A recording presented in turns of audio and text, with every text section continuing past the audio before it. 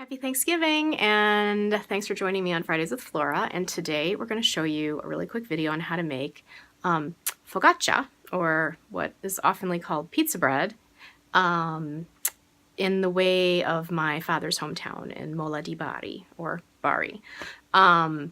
So come join me. My mom is actually going to show you how to do it, though she doesn't want to be on camera, so you're going to see a lot of her hands. But it's awesome and delicious, and I wish that there was some smell-o-vision for YouTube because it's amazing. So come join me in the kitchen with my mom, or as my daughter calls her, Nonna, and we'll get our Italian on this Thanksgiving.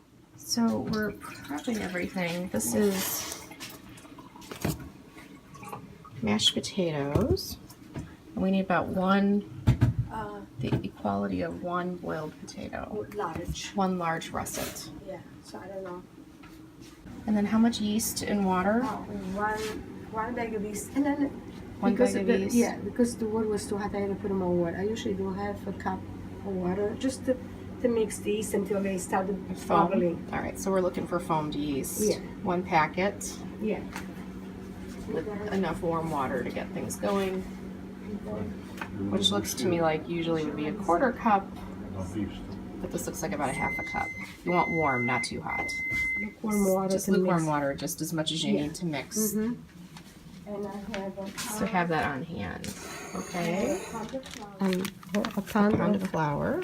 Unbleached. Unbleached all-purpose. Just all-purpose flour. Some people uses the 00 flour. Do some people use a 00 no, flour? because it comes too crunchy. You don't want it too crunchy. This is red flour maybe, but come up, I'll use all-purpose. That's what she told me to use, and that's right. And a tablespoon of salt. A tablespoon of salt. Okay. That's This is a nice big bowl. Yeah, I need a bigger one, but that's fine. And by the way, everybody, this is a... Either that or Red Star, it doesn't matter. Yeah, but that's what we're talking about when we talk about a packet of yeast.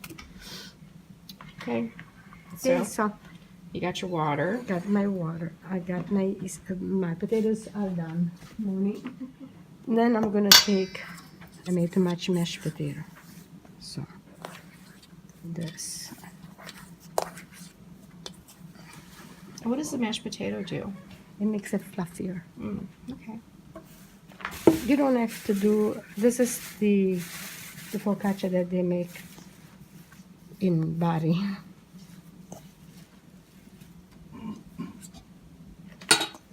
If you could put more, but it comes too loose when you make the focaccia.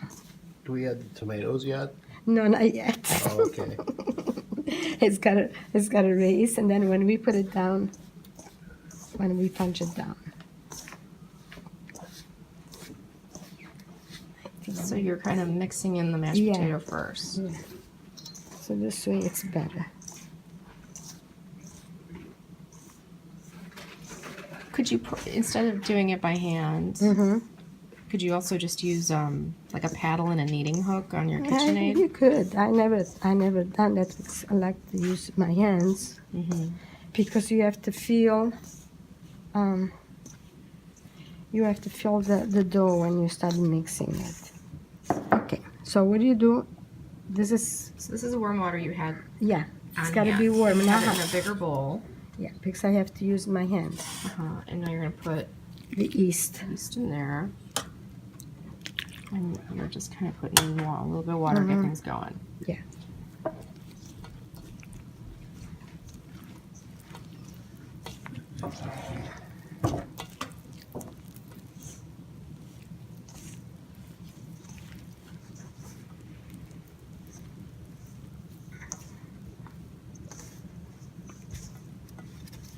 There is no measurement of the water because you have to feel the dough when it gets to the right.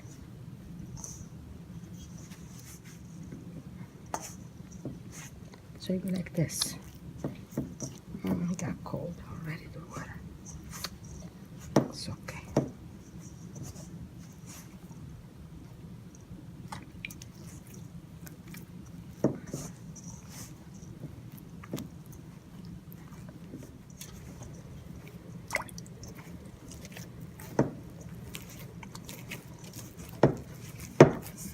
Let me keep on working until it comes nice and manageable. It's like come together. So Yeah. now what do you do? Do you knead it on the table or you just knead it in the No, bowl? just in the bowl because it's got to be a soft dough. It's not like a bread dough. It doesn't seem like a pasta dough either. No. It's kind of It's a soft bread dough, really soft. It's got to be sticking to your hands. okay. That's why you cannot use a hook.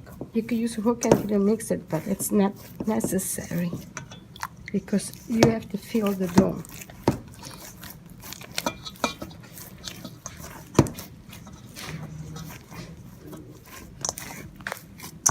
So at this point, I would. So what's the difference between where this is now? See, if it were me, I'd be like, this is ready. Yeah, it has to be more soft than this. More soft than this. Yeah. Okay. But you have to work it now.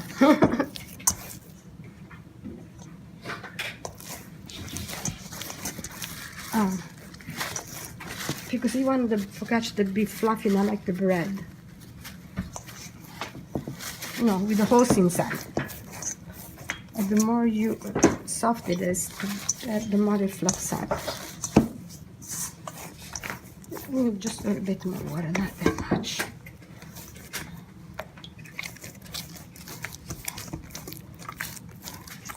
Okay, so you're at the point now where this is ready. So it's coming together and it's pulling away from the bowl. It's. I think it's done. And you've been kneading for a while and adding a little bit more water. Yeah, you feel it like it's gotta be like this. Hold on, let me see. Okay. It's kind of soft.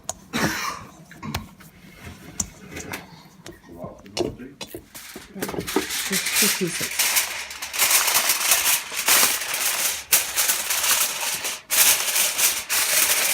And we're gonna let it rest somewhere warm. Where do you want it to rest it? I'm gonna put it in a warm place with 2 blankets on top. You know, like maybe in the bedroom. In the bedroom by the heater.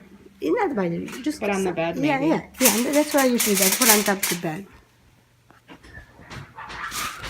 I'm gonna get one more blanket though. So 2 blankets. Wow.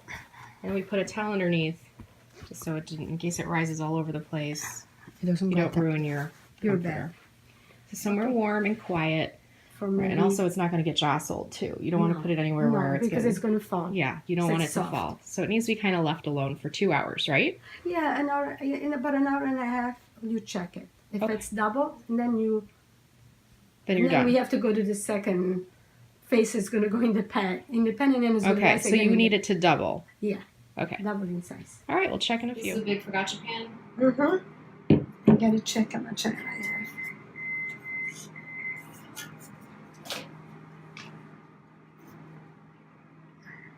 Okay.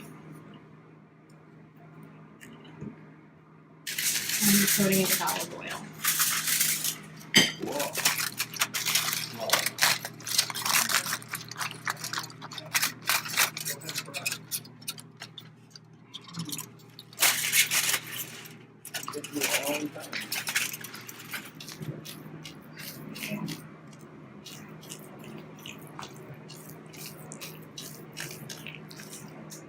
All right.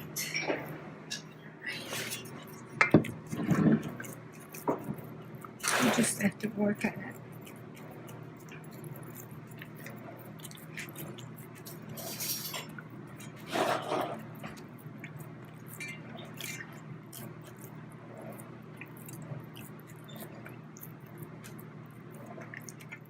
So is it important to make sure some of the olive oil gets on top too? Yeah.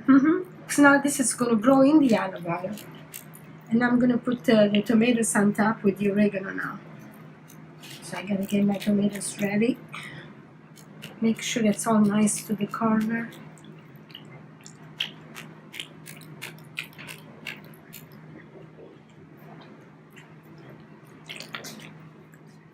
Make sure you roll it all the way around. So you're kind of getting the oil up on the Yeah, sides? Okay. So when it grows, So you know, it grows. yeah, Okay. everything is okay. It's good. So these are whole peeled tomatoes, Mhm, right? mhm. And you're just kind of breaking them up with your hand. And you don't really want a lot of liquid, right? No.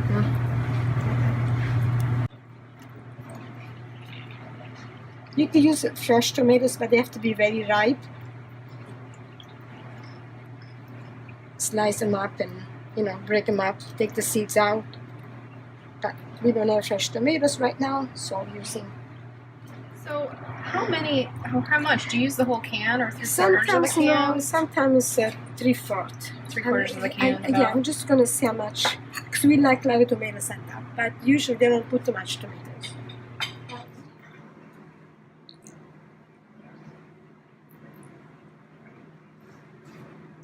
And the empty spaces. A little bit to cover. I know they don't put too much tomatoes, but I do. Then he calls it this is like pizza, but but we like tomatoes, no? So it's like what you like. You put like a few tomatoes here and there instead. You don't have to put so many, but it's what you like. A lot of people don't like too much oregano, but we like it, so we just cover it, kind of. That's it, and that's done. And we gonna rice for maybe another hour. It gets up here when it's all risen, then we have to bake it. Okay.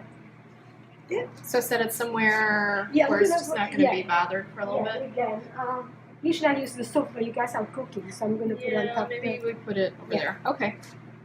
And you don't cover it, you just let it sit? No. Wow, nice. All puffy. Mm-hmm. Very nice. All right, in the oven it goes. So we preheated the oven to For 475. 475. I cannot move this. What's better than before, though? Look. Yeah, looks good. It's been about a half hour. Yeah, more than half an hour. So 35 you want to go minutes. even more than that? Well, I just want a little bit more on this side. Here. You see, this one needs to be more brown.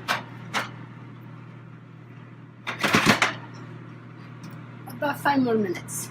So altogether, we did it. We lowered the oven 5 more degrees because we're going to burn it again. But this looks good. It looks perfect the way we did it. So you got to check your bottom. Yeah. And if the bottom is getting brown too fast for Yeah. the top, you got to lower your Lower about temperature. 5 degrees. 5 degrees. So we started at 470. We turned down to 465 and now 460. We did? Yeah. Yeah.